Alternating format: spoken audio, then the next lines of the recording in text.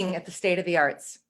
I want to thank all the arts organizations, artists, arts-related businesses in the partnership for being the reason that my team and I get up and go to work every day.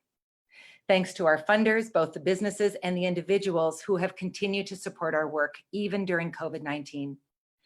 Thank you to the excellent board of directors and to my absolutely incredible staff who've not only stayed dedicated and creative during the time of COVID-19, but who have helped push the Arts Partnership to a whole new level of excellence in every area of our work.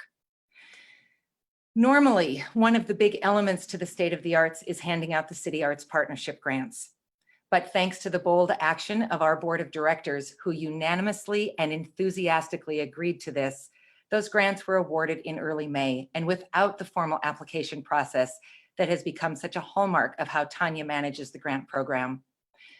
This year, in this time of incredible uncertainty, it just made sense to recognize the stress our past grant recipients were under and work to alleviate some of that by awarding all of last year's grantees an average of their grant dollars from the last 4 years. Ethan is doing a forum article about that later this summer, so be on the lookout for that to learn more, to see who got grants. But please join me in thanking the 3 cities for their continued support. 30 plus years from the city of Fargo and multiple decades from the cities of Moorhead and West Fargo as well. We couldn't do what we do without them. So if you know city commission members, if you know the mayors, let them know how important this is to you. And I know that Shelley Austin Carlson and Sarah Watson Curry are on. So thanks to the 2 of you from the city of Moorhead. 10 years ago this month, I attended my first annual meeting of the Arts Partnership, which was a celebration of the organization's 40th anniversary and a send-off to Martha Keeler Olson, at that time, the longest serving executive director in the Arts Partnership's history. I had recently been announced as the new executive director, and I was thrilled with the prospect of this work. I was so inexperienced when I started that I didn't have the good sense to understand just exactly how immense this work was going to be, but that's okay. Because who in their right mind would take on nonprofit work if they really understood how high the stakes are, how tenuous the success can be, and how vitally important the work of living our mission really is. So flash forward to now.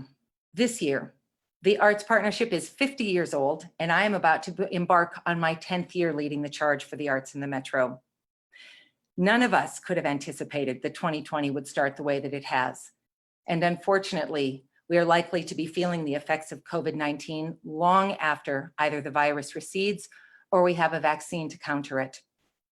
We have been extremely grateful for the relative health of the Metro and for the support that has shown up in ways large and small from the community for the arts sector. And we have marveled at how creative the sector has been at providing performances, gallery exhibitions, art in the public realm, classes, and more during the long months of social isolation.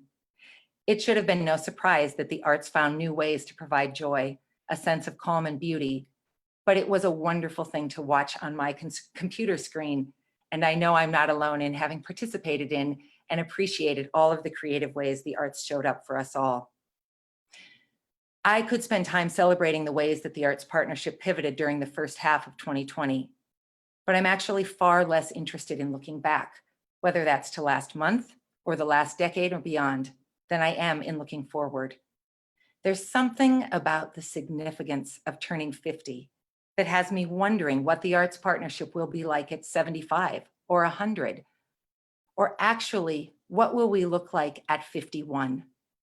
How will we reposition this organization so that this time next year, we are living our mission to the fullest and leading the charge for important systemic changes that have come to light in a new and powerful way in this epic time of uncertainty.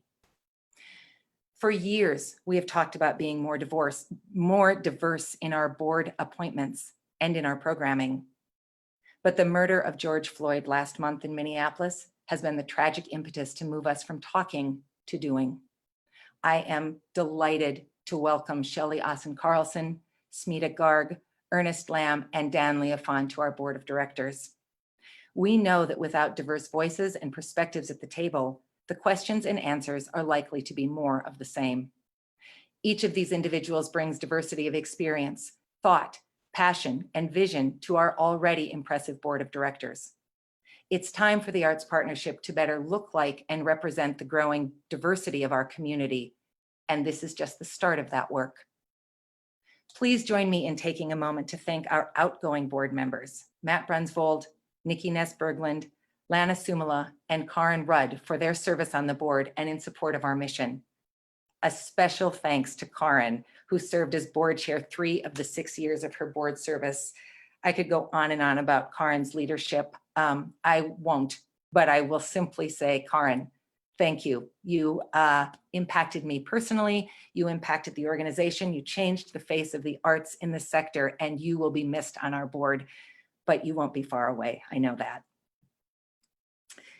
In 2019, as you saw in the video, the Arts Partnership changed its mission from cultivating the arts in the community to cultivating the community through the arts. This subtle yet significant shift charges us to ensure that the arts sector, starting with our own organization, better represents and engages with the larger community we're trying to cultivate through our work. This year, the Arts Partnership is committed to critically assessing everything from our core values and vision statement to each of our programs to the communication content we produce to ensure that there is better representation of the depth and breadth of the diverse community of artists and citizens who are living and working in the Metro. We know it's not one and done kind of work, but rather a new ongoing lens from which we must and will continuously evaluate our work. We also know that the great majority of us are coming from places of extreme privilege and unconscious bias, and we will work diligently to monitor that in ourselves and in our work as well. We will spend this year discussing and creating a statement on cultural equity that will become a pillar to our organization, as well as working to develop and embed stated inclusive practices into our core work.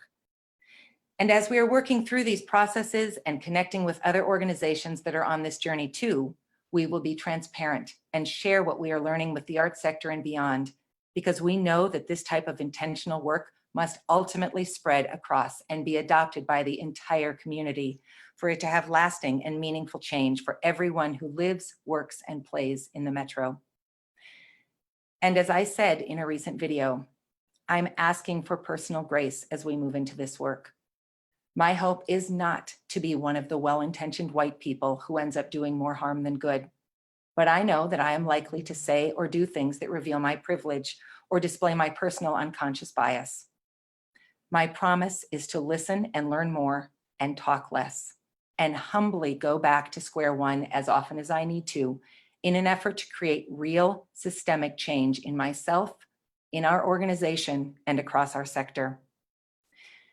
In addition to that, we are also going to be diligent in creating policies and practices that ensure our programs and locations are safe places for all people to gather, create, and enjoy. We will create a series of values that we not only will uphold ourselves, but that we will expect our partners to uphold as well. For too long, our organization has worked on the unconscious assumption that people can find themselves in the white spaces of our website and communication, and in the open doors of our programs, that it's implied and understood that all people are welcome, that all voices are valued, and that all lives matter. Our commitment this year is to not only be inclusive, but to be transparent and pointed in our language and in our actions about who and what we value. There's no way of knowing what the second half of 2020 is going to look like. All we can do is take it one day, one step at a time, washing our hands, wearing our masks, keeping our distance as intentionally as we can. And while we're doing that, we will continue with the vital work of supporting local art for the enjoyment, benefit, and strengthening of the entire Metro. 2020 might not have turned out the way we expected it to, but if we band together, if we remember how vital the arts sector is to the health and well-being of the Metro, and if we make real efforts to better recognize, represent, and include those who call this place home, we will ultimately survive the uncertainty and the stress. I, for one, am looking excitedly ahead to 51 and beyond. The Arts Partnership has never been more necessary, and I believe we have never been more ready to roll up our sleeves and get to work. Thank you for joining us on this journey and for being part of all that is yet to come. Have an excellent night.